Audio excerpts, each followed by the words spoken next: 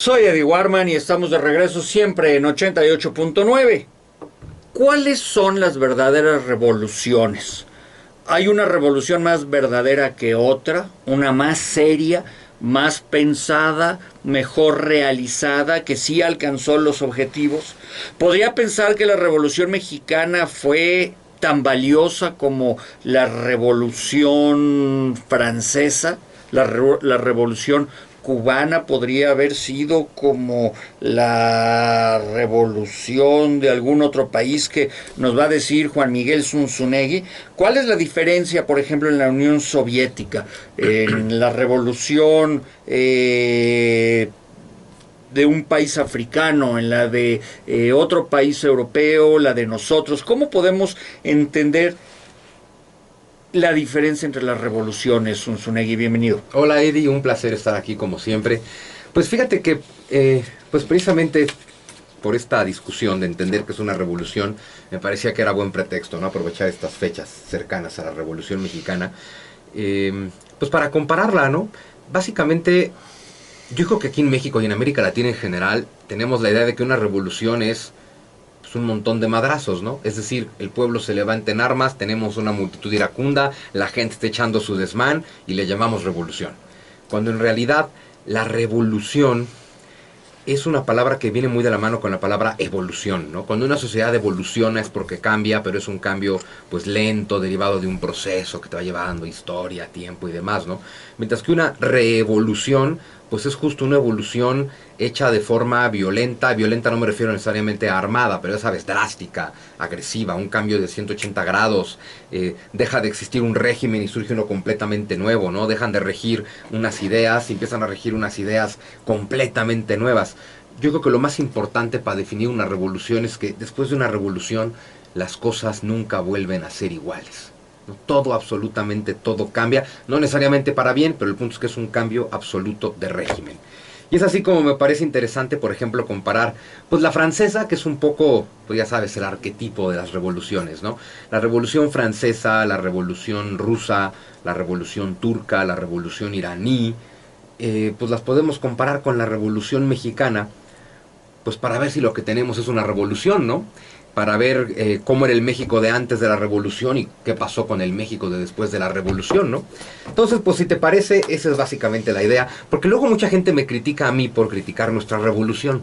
Entonces un poco quiero explicarle a la gente por qué critico tanto nuestra revolución. ¿Qué tan valiosa es una revolución en función de la gente que sacrifica su vida por tratar de conseguir ese cambio, o porque va siguiendo a un líder que les promete un cambio? Pues mira, yo creo que el problema con eso que tú dices es justo que mucha gente se mata en las revoluciones, ¿no? Y lo triste es que cuando uno estudia historia nos enseñan las revoluciones siempre desde su mito romántico, ¿no? La revolución como algo hermoso, como algo bonito, como el pueblo unido combatiendo la tiranía, cuando en realidad todas las revoluciones son una masacre, todas las revoluciones son una serie de matanzas, todas tal, bueno, a muchas de ellas seguramente hacen falta, pero lo que tú dices, muchos creen en los ideales de la revolución y van y se matan por la revolución. Uh -huh. Y pues ¿qué ganaron, no? O sea, millones que van y se matan. Siempre hay un grupo que piensa las revoluciones, ¿no? Alguien que las planea, que por supuesto no es el que se va a matar por ellas, porque el que piensa las revoluciones, entre otras cosas, quiere sobrevivir a ellas para mandar, ¿no? Y sin embargo, pues siempre que tengamos algún líder revolucionario, pues vamos a ver que mandan a millones de personas a matarse por una causa, y luego también habrá que preguntarse qué tan válida es una causa que necesita millones de muertos. Bueno, yo no creo que haya causa alguna que merezca tantos muertos. Exacto. Ni siquiera un muerto. Exacto. Entonces ahí es donde, pues mira, insisto, hay revoluciones que tal vez hicieron falta, ¿no? Porque las situaciones del país en cuestión podían ser verdaderamente injustas. Pero hablemos, por ejemplo, de la Revolución Francesa, 1789, y Zunzunegui en el túnel del tiempo se traslada a la época de Voltaire, de Rousseau y de todos esos pensadores. Fíjate qué bueno que comenzaste por los pensadores, porque justo otra característica de una revolución, creo que una característica fundamental de una revolución es que siempre tiene detrás una clase media intelectual, que en muchos textos la mencionan como la inteligencia, ¿no? Es decir, los que están pensando. En el caso de la Revolución Francesa, tenemos todo un proyecto intelectual, ¿no? Que es la Ilustración. Esta pues este movimiento intelectual, económico, filosófico por parte de la burguesía francesa, pues con las ideas de igualdad, libertad, fraternidad, con la idea de la soberanía popular en contra de la idea de entonces que la soberanía viene de Dios y demás. Y fíjate, en el caso de Francia, estamos hablando de que Francia es probablemente la monarquía más antigua y más tradicional de los reinos europeos. Estamos hablando de que el reino de los francos existe desde el siglo V y con diferentes familias reales, pero el punto es que tenemos un reino de los francos que luego se convierte en Francia, pues insisto, ¿no? Desde el siglo V, y para 1789 hablamos, por lo tanto, pues de una monarquía que lleva 1200 años, una monarquía absoluta, es decir, de estas donde la palabra del rey es autoridad total, no hay leyes, no hay constitución, no hay parlamento, no hay ningún tipo de contrapeso al poder. También, además de esta monarquía absoluta, era una monarquía basada en la idea del derecho divino de los reyes, ¿no? Es decir, Dios fue el que nombró al rey. Y lo que vamos a ver es que con la Revolución Francesa, que empieza con la toma de la Bastilla en 1789, deja de existir esta monarquía de 1200 años y nace una república. Dejan de existir estas ideas de que la soberanía viene de Dios y cambiamos por las ideas de la soberanía popular. Deja de existir esta sociedad donde la realeza está por encima, la nobleza está por encima y los demás son seres humanos de segunda categoría, para surgir la idea de la igualdad de todos ante la ley, ¿no? Es decir, en Francia tenemos un régimen que cambia absolutamente. Claro, la revolución se da porque previamente está este grupo de intelectuales, los ilustrados, como Jean-Jacques Rousseau, como Diderot, como d'Alembert, todos estos muchachos de la ilustración que están pensando un proyecto y que finalmente aprovechan las circunstancias para empezar una revuelta, para derrocar un régimen y para imponer su proyecto. Creo por eso que la Revolución Francesa es un gran ejemplo de lo que es una revolución. Pasa un poco lo mismo con la Revolución Soviética. En el caso de la Revolución Soviética, pues tenemos que ubicar que en Rusia, el imperio ruso existe más o menos desde el siglo, Rusia desde el siglo IX, como Principado de Kiev, como imperio ruso desde el siglo XV, y con una dinastía absolutista, los Romanov, desde 1608. Y para 1917, pues justo que tenemos, que Rusia es un imperio de tipo medieval, con un zar que es una figura sagrada puesta por Dios, con una aristocracia que somete a toda la población, y de pronto pues tenemos una clase intelectual encabezada por Lenin, pues que tienen una serie de ideas basadas en Marx, comunistas, socialistas y demás. La revolución duró un mes, o sea, estamos hablando de octubre de 1917, y terminamos con siglos de monarquía absoluta, con siglos de imperio basado en la ley de Dios, y surge de pronto el primer país comunista de la historia.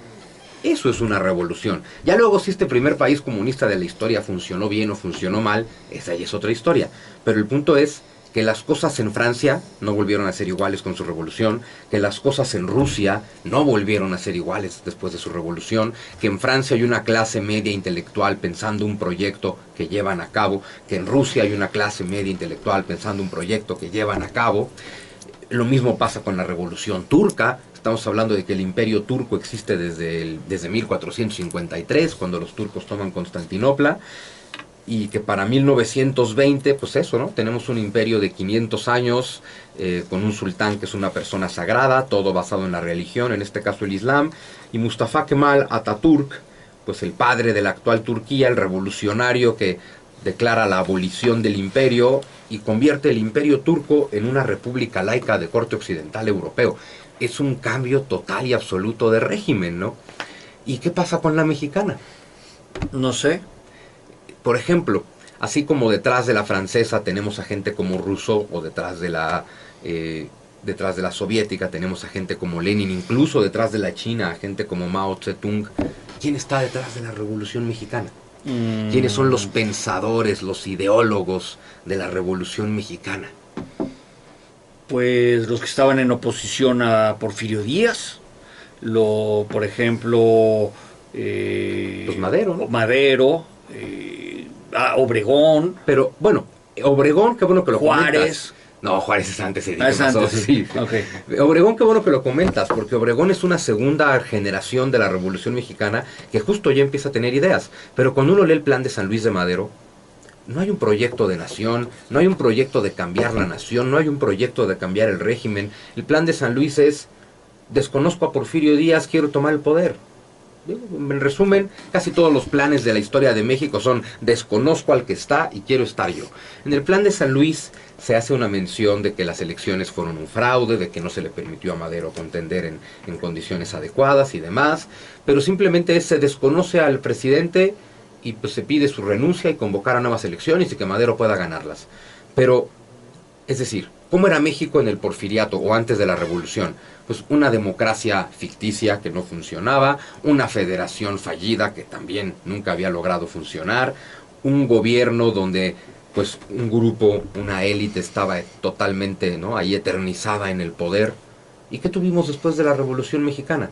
Una democracia ficticia, una federación que no funciona, una élite inamovible en el poder. Entonces, ¿dónde está el gran cambio de la Revolución Mexicana, no? De democracia ficticia a democracia ficticia, de mala federación a mala federación, de élites inamovibles a élites inamovibles. Es más, estamos hablando de una revolución, en el caso de la mexicana, que siempre nos han dicho aquí que fue una revolución social.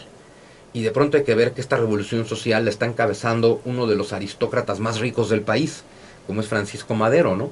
Y no es que ser rico y aristócrata sea un delito, mi punto es que los aristócratas no encabezan revoluciones populares.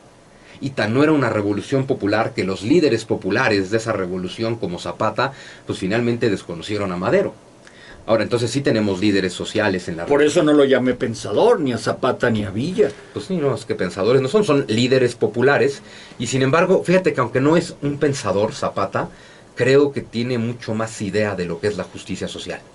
Hay una entrevista muy interesante en 1911, ya que triunfó la revolución maderista por lo menos, ya renunció Porfirio Díaz, va a tomar el poder Madero, y se entrevista con Zapata para pedirle que deje las armas, y Zapata dice, pues aquí luchamos por tierra y seguimos sin tierra.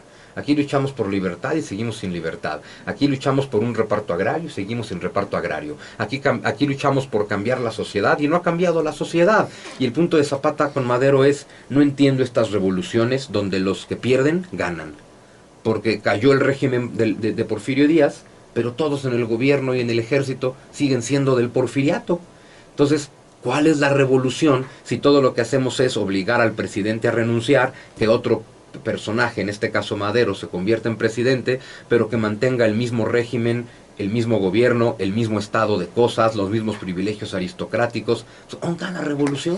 Bueno, lo que pasa es que eres muy malo, porque ellos lo que querían simplemente era cambiar de personajes, pero no querían cambiar de pensamiento, o querían cambiar de partido, como le pasó a los del PRD. Pues claro. El origen de todos los del PRD estaba en el PRI. Así es, y fíjate que bueno que lo tocas, porque también se llaman revolucionarios. ¿Y cuál es la revolución que plantea el PRD? Pues que deje de estar el PRI para que estemos nosotros. O sea, le tienen que cambiar una letra, la E por la O. Exacto, pues a eso me refiero con que la revolución es un fraude, ¿no? Es decir, una revolución aristocrática, una revolución social encabezada por aristócratas, una revolución contra el porfiriato, donde se quedan todos los porfiristas. En la segunda etapa después de Madero, una revolución social y está encabezada por otro aristócrata como Carranza. Una revolución contra el porfiriato y está encabezada por un porfirista como Carranza. Entonces, ¿dónde está la revolución? Si tú dices que la Revolución Mexicana no es una verdadera revolución, ¿cómo describimos cuál es el ABC de una verdadera revolución? ¡Qué gran pregunta! El ABC de una revolución. Bueno, número uno, yo creo que toda revolución incluye, eso ya lo habíamos comentado, una clase media intelectual pensante. Es decir, los que están pensando un proyecto para acabar con un régimen y establecer otro. Entonces, número uno, una inteligencia, una clase intelectual. Número dos, un proyecto. Y un proyecto me refiero a un proyecto que signifique un cambio radical. Entonces, número 3 de una revolución, un cambio radical. No de los que hacemos en México, que son de 360 grados, es decir, que damos la vuelta entera y seguimos en el mismo camino. Oye, no, pero los que plantearon la revolución sí buscaban un cambio, sí buscaban una igualdad, una repartición de tierras, una democracia. Pues así lo pensaron. A mí no se me ocurre un solo líder de la revolución que haya pensado en democracia, ¿no? Es decir, bueno, sí, ahí sí hay que aceptárselo. Madero, que resultó un papanatas como presidente, esa ya es otra historia, que no estableció ningún cambio de régimen, pero bueno, Madero era un verdadero demócrata. Zapata no era un demócrata. Zapata quería que a su pueblo, a Nenecuilco, le respetaran sus tierras. Villa, para cuando entró a la revolución, era un bandolero buscado por 4 asesinatos. Esos son los dos grandes líderes populares famosos de nuestra Pero revolución. que los asesinó a esas personas, ¿dónde? ¿Por qué? Bueno, por diferentes circunstancias de injusticia social, siempre se dice que el inicio de Villa como delincuente fue a sus 14 años, cuando mató al patrón que estaba tratando de violar a su hermana. Entonces vamos a decir que eso se lo vamos a justificar a Villa, está defendiendo a su hermana. Pero para 1910 lo buscaban por 4 asesinatos más. Claro, pues A lo mejor tenía 4 hermanas. a lo mejor tenía 4 hermanas, o a lo mejor simplemente era un delincuente, porque mira, durante mucho tiempo también se dedicó a los negocios, era carnicero. Tenía la carne más barata de todo el norte del país porque también era ladrón de ganado. Entonces ser ladrón de ganado y carnicero pues es una combinación muy interesante para los negocios, ¿no? Pero mira, Villa y Zapata pueden ser los líderes populares de nuestra revolución, pero no hay que olvidar que Villa y Zapata cayeron asesinados por los que de verdad ganaron la revolución. Zapata cae asesinado por Carranza, Villa cae asesinado por órdenes de Obregón. Entonces los que ganan la revolución son Carranza y Obregón, que Obregón luego ya incluye ciertas ideas sociales en su gobierno, pero pues mira, también nos dicen que tuvimos la primera revolución social del siglo, y pues cuando tenemos un México con 60 millones de pobres o miserables, pues hay que preguntarnos dónde está la revolución social, ¿no? Es decir, también hay que juzgar las revoluciones por sus resultados, no solo por sus ideales, ¿no? Pero también es quien continúa en la búsqueda de esa evolución. Porque revolución suena a guerra, balazos, sangre, manifestaciones, etcétera. Pero evolución suena a vamos a crecer, Claro. vamos para adelante. Y lo que pasa es que no hubo quien pensara para adelante. Todos pensaban al momento de quiero ser yo el presidente, pero no con un proyecto de país como has dicho. Pues eso, es que una revolución debe incluir un proyecto de nación que ha pensado a largo plazo, que se impone cuando triunfa la revolución y que efectivamente nos lleva a tener evolución. Y vuelvo a los otros ejemplos, ¿no? Bueno, Francia pues deja de ser un reino aristocrático y se convierte en una república donde todos son iguales y hay democracia y demás, ¿no? Rusia, insisto, pues deja de ser un imperio aristocrático y divino y se convierte en la patria del proletariado, ¿no? China. Con China A ver, los chinos. China estamos hablando de que hubo 2 revoluciones, una en 1911 encabezada por el doctor Sun Yat-sen, que es la revolución nacionalista china, que con esa lo que se logró fue acabar con el imperio. En 1912 abdicó el último emperador chino, el niño Puyi, y acabamos con 4.000 años de historia imperial. 4.000 años de historia imperial que termina en un mes, y que en su lugar surge una república nacionalista que estuvo en una serie de guerras civiles hasta que en 1949 toma el poder Mao, 1 de octubre del 49, proclama la República Popular China, es decir, la China comunista, y derivado de esa revolución y de luego las revoluciones internas que en ese gobierno hizo el sucesor de Mao, Deng Xiaoping, China, que a principios del siglo XX no tenía ningún futuro, a principios del siglo XXI es la segunda potencia del mundo, la segunda economía más grande del mundo, todo por su revolución. Entonces es una revolución que funciona y una revolución que después de su etapa radical, que todas la tienen, hizo que China evolucionara. Lo mismo pasó con Turquía, lo mismo pasó con Irán, y se puede cuestionar mucho el régimen iraní, pero en 1979 el ayatollah Khomeini terminó con una monarquía prooccidental de tipo europeo aliada de Estados Unidos para Que les era mejor que lo que tenían ahora. Seguramente, por eso digo que no necesariamente quiere decir que funcionen las revoluciones, pero lo que voy es que es un cambio de 180 grados, es un cambio total de régimen, hay una clase pensante detrás de la revolución. Que luego los resultados no sean adecuados es otra historia, pero... Porque no hay quien siga esos pensamientos. Es lo mismo. Claro, bueno, ¿y qué pasó en México, no? En México tenemos un Madero que simplemente mantuvo el régimen del porfiriato idéntico, pero con él al mando. Pues eso no funciona.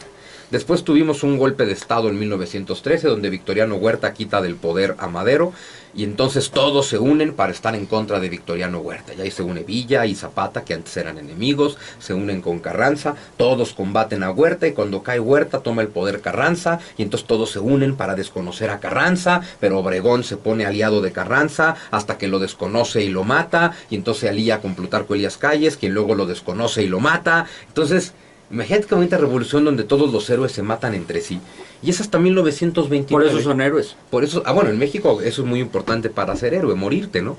Y es hasta 1929 cuando Plutarco Elías Calles inventa el Partido de la Revolución, ¿no? El Partido Nacional Revolucionario, luego transformado por Cárdenas en el Partido de la Revolución Mexicana.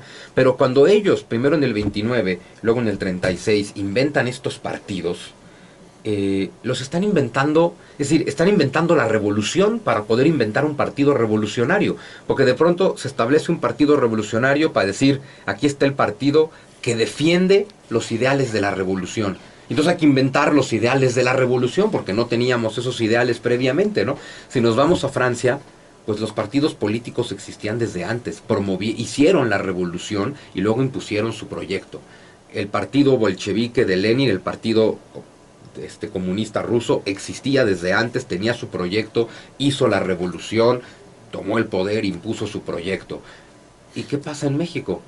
Pues son personas con proyectos personales, totalmente individuales, que se van peleando por tomar el poder,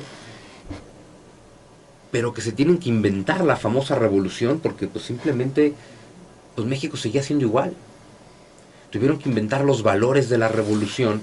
Y entonces ya es Cárdenas el que nos dice que la revolución fue socialista, casi comunista, y entonces empieza a apoyar, por ejemplo, a los muralistas, ¿no? Entonces ya la revolución popular que conocemos los mexicanos es el sueño guajiro de Diego Rivera.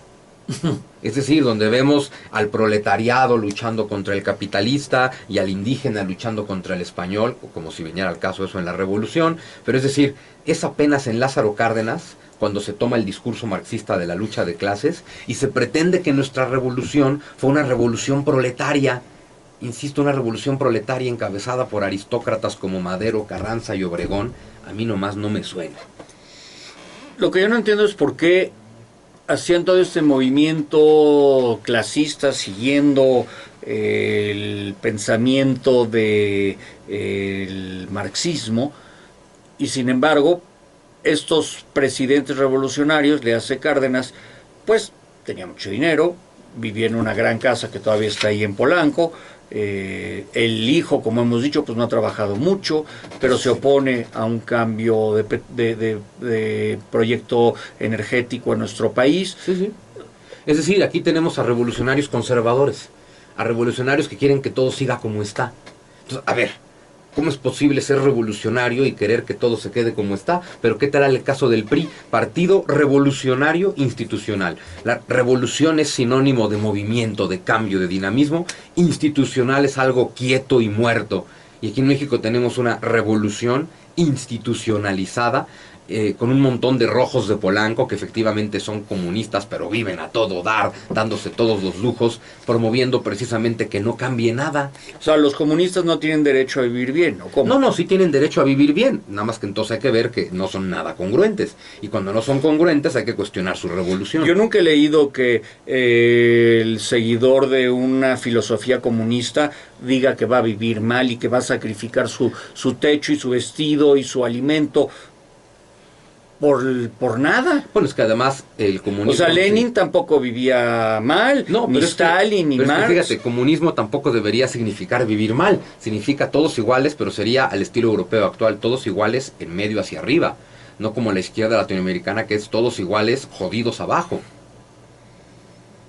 ¿Eso no pasaba nada más en Cuba? Bueno, pues Cuba es un gran ejemplo, ¿no? O sea, Fidel Castro hace una revolución en contra de un dictador, y ven a más. Es decir, en el 59, ¿qué le gana sus revoluciones contra un dictador, Fulgencio Batista, que lleva 10 años eternizado en el poder? Y a Fidel Castro nadie lo quita desde el 59, ni la muerte. Porque todos sabemos que no se va a morir nunca. Bueno, entonces, chico, ¿qué pasa con las revoluciones, no? O la revolución bolivariana. No, bueno, ya estás hablando de demagogia, mano. Pues es que esa es la parte tristísima, ¿no? Y en el caso de México, por ejemplo, ver cómo en tiempos de Cárdenas él se convirtió en el creador de los sindicatos y en el patrón, porque primero nacionalizas la industria y luego creas los sindicatos. Entonces imagínate, tú eres el líder sindical y el patrón a la vez.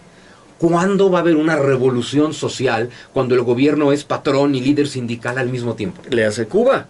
Le hace Cuba, le hace México. Que en México seguimos heredando cosas que nos dejó Lázaro Cárdenas que hacen que este país no se pueda revolucionar. Bueno, Zunzunegui, si alguien te quiere cuestionar, mentar la madre, decir algo, ¿cómo le hacen? Pues me pueden buscar en Twitter, que es donde son las mentadas, en arroba, sí, ahí son, ¿no? Arroba jmsunzu, con z, arroba jmsunzu, en mi Facebook, Facebook/Sunzu, o en mi página web www.lacavernadesunzu.com. Yo creo que le caíste gordo a más de uno hoy, ¿eh? Es muy probable, pero pues mira, cuando uno es polémico y dice cosas a las que la mayoría de la gente no está acostumbrada, pues no puede uno pretender caerle bien a todo el mundo, ¿no? Pero hay que sacudir un poco algunas mentes. Es correcto, Zunzunegui. Vamos a noticias e informe vial y volvemos. Soy Eddie Warman, siempre 88.9.